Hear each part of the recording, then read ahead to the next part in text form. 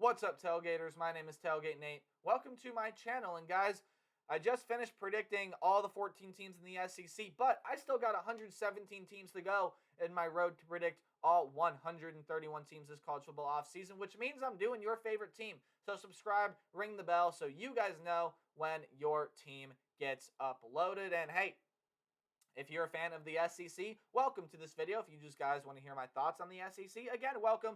But if you are a fan of a team in the SEC, I got to say you're going to know your team a lot better than me. So if you go back and watch my preview prediction video on your favorite team after watching this video, again, just be mindful of that. But if you guys want to, feel free to give me your standing predictions down in the comment section below. Again, feel free to do that. But this is my 2022 SEC recap and standings predictions. I'll also be giving you my conference championship game prediction as well. So here they are, guys. If you guys have watched all my videos already, you already know the records of the teams, but I've included their projected conference record in my mind as well to kind of help put them in this standings list right here. So let's go ahead and run through it, shall we? You got the SEC on the west, or you got the SEC West on the west or left-hand side, SEC East on the east or the right-hand side. We're going to go division by division, talking about some teams, maybe me adding a couple things on, talking about why I have them in this position, and then we'll talk about the predicted conference championship game. So starting off with the SEC West on the left-hand side, Alabama, of course, the team that, well, everybody knows is probably going to win this division this year, right? Now, there is some competition by the likes of A&M, Ole Miss, Arkansas, and this is the toughest division in all of college football. And Alabama's been on top of it for the better part of however long, right? This has been a very, very good football team for the longest time under Nick Saban, and they project to be, again, they return the Heisman Trophy winning quarterback. They return one of the best pass rushers of our generation. Those guys, Bryce Young, Will Anderson. They've pulled some guys in from the transfer portal that are really going to help this offense and defense take that next step. Or I shouldn't say take that next step. What I should be saying is, like, be that national title contending team that everyone has come to associate with Alabama. And that's why I've given them an undefeated season this year. There are some teams and some games on the schedule where I could see Alabama losing, but I think this team is going to be ridiculously unfair, and that's why I have this team top of the standings going undefeated. A&M, I kind of talked about this a little bit towards the end of my A&M preview, which came out as of this video being uploaded, came out yesterday. Texas A&M is a team that had the best recruiting class in recent history. I believe in history ever. But I'm going to go ahead and stay safe with recent history. But Texas A&M, for me, look more towards 2023 to be that year that Texas A&M really starts to break out and really starts to show how much of a contender it can be in the SEC. Again, I think it's going to have its moments in 2022, but for Texas A&M fans, only a handful of guys are going to be making an impact on this team in 2022. Look to 2023 where you get everyone in the system. Haynes King possibly coming back with a year as the starter under his belt. That's going to be a really good football team in 2023, but that's still going to be a good football team this year. That's why I got him second. Got him third and fourth, Ole Miss and Arkansas. These are two teams that, lose quite a bit from last year, right? But in Ole Miss case, it is the transfer portal, just reloading through the transfer portal, getting Jackson Dart from USC, getting two fantastic running backs to help fill that running back room.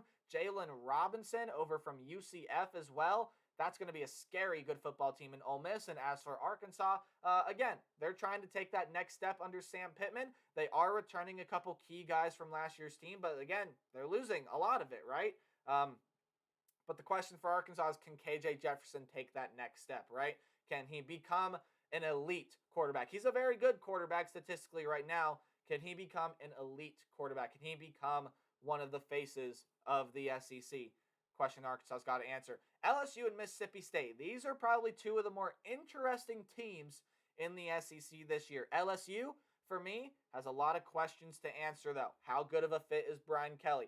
I think we're going to find that out right away when they play Florida State in week 1 on that Sunday night. So I think we're going to find that out right away. Also, who's the starting quarterback? We should find that out hopefully within the next month or two.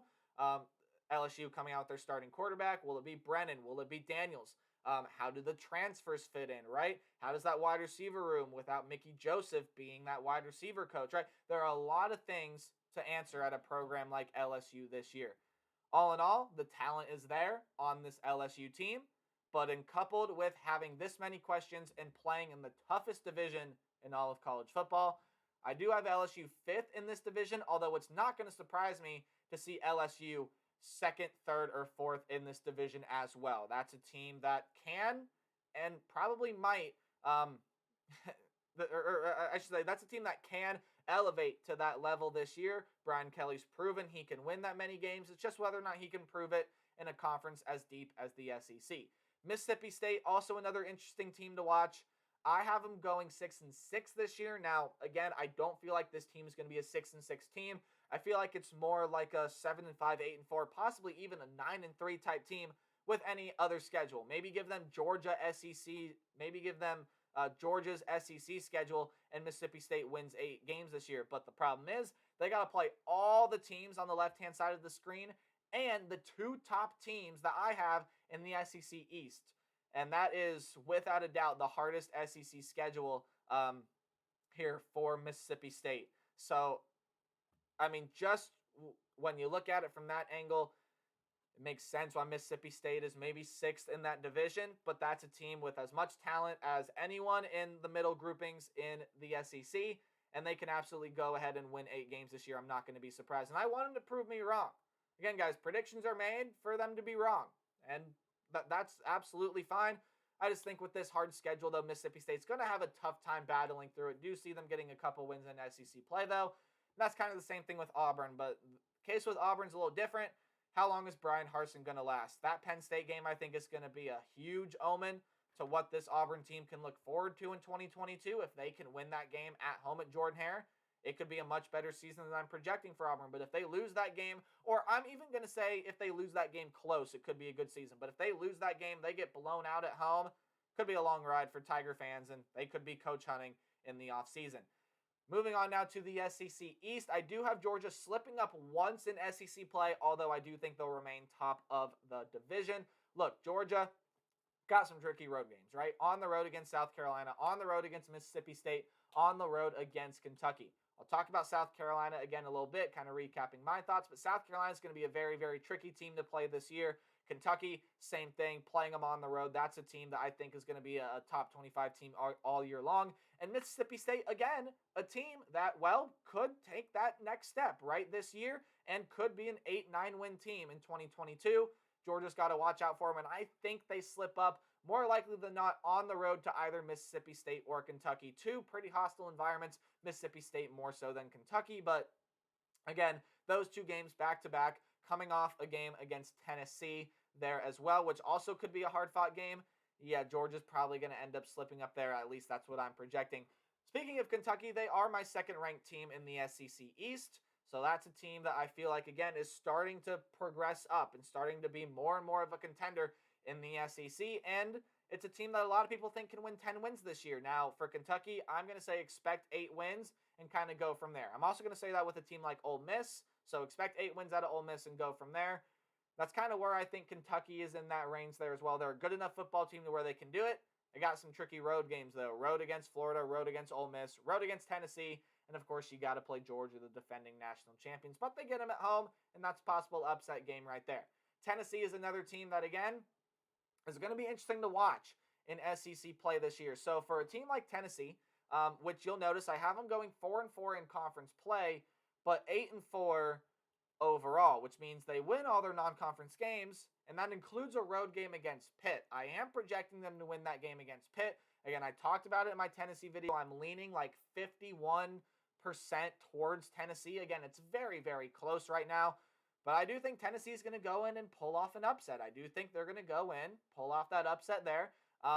But this SEC schedule, again, pretty brutal. You got LSU and Alabama over from the other division. You got to play Georgia, South Carolina on the road.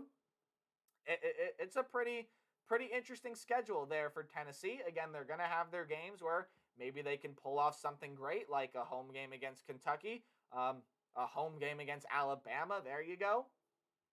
Tennessee, I think, is going to be a solid football team. They return Hendon Hooker. Lots of nice pieces on offense coming back. That defense, though, as well, should be able to take a slight step up from last year. So Tennessee got him in third place. Florida and South Carolina, I have tied for that fourth place, but by virtue of the tiebreaker, I do think Florida will beat South Carolina this year as Florida gets them at home. Florida gets them in the swamp. But for Florida, led by Anthony Richardson, he very well could find himself in New York, even though Florida's record might look something like this in Billy Napier's first year. That is absolutely possible. That is absolutely possible. But Florida is a team this year that I'm really looking forward to watching because I love Billy Napier. I love his coaching style. I love his passion for the game. And I like Anthony Richardson. And I think at one point or another, he should have poked his way to be that starter last year. It just never quite happened. Also for Florida, can that defense improve from previous years? That's the big question for Florida as well. Anthony Richardson's going to win them some games. It's the defensive side of the ball. That's going to have to be great for Florida to start winning a lot of games. South Carolina, 7-5 this year as well. And I think, again, the South Carolina team is going to surprise some people if and only if, and this is what I'm projecting too, but if Spencer Rattler does not start out the season slow. Again, South Carolina's got some early tests on the road against Arkansas and at home against Georgia. And then at the very end of the year on the road against Clemson as well. That right there are going to be some hard games. And they got hard games sprinkled in there as well. On the road against Kentucky, at home against Texas A&M, on the road against Florida. You play Tennessee as well as they are in their division. But this is the South Carolina team that I feel like, look, if Spencer Rattler can improve, Shane Beamer is a very good coach under his first year at South Carolina. If Spencer Rattler can start out the year strong and continue that strong play throughout the year, the South Carolina team is going to be dangerous all year long. And I got him 5th in the SEC East. And the only two teams in the SEC I don't have making a bowl game are Missouri and Vanderbilt. Again, I just don't feel like Vanderbilt's going to be that competitive, even though they've started to get some of those recruiting classes, started to get some results in that aspect. I don't know that it'll translate to results on the field yet in 2022. I think maybe give it a couple of years, Vanderbilt will start to win some games in SEC play. And as for the Missouri Tigers, yeah, I just don't see this team doing much in 2022. They lose a lot from last year, and although they have reloaded through the transfer portal, finding that new quarterback is going to be tough. And I think that ultimately what might hold Missouri back. Now, this is absolutely a bowl-eligible team, and it's a team that can push to win a spot in a bowl game in the postseason. I just don't think it's going to happen in 2022. But hey, maybe they can surprise me and make a bowl game. I actually wouldn't be surprised if Missouri made a bowl game. But 6-6, again, still on the table. I just have them slightly missing out. Which brings us to the SEC Championship game, guys. And I think it's no surprise that it's Alabama and Georgia. And what more do you want me to say about it? It's two of the best teams in the nation, two of the best teams in college football. The only thing is, with my projected standings this year, is it could decide whether or not the SEC gets two teams in. If Georgia beats Alabama and they have my projected records, then yeah, there are two teams in the SEC going to the college football playoff. If Alabama beats Georgia, well, more likely than not, only Alabama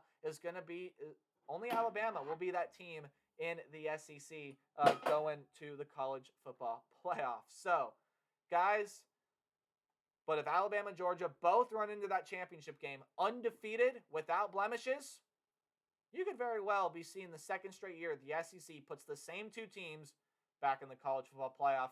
Guys, that concludes my coverage on the SEC in 2022. So, if you guys want to see your favorite team get uploaded, be sure you hit the subscribe button, ring the bell. Also, leave a like, comment down below what you think the SEC is going to do in 2022. And you guys remember to play hard, tailgate harder. See all of you guys tomorrow when I start talking about the Big Ten Conference. Goodbye.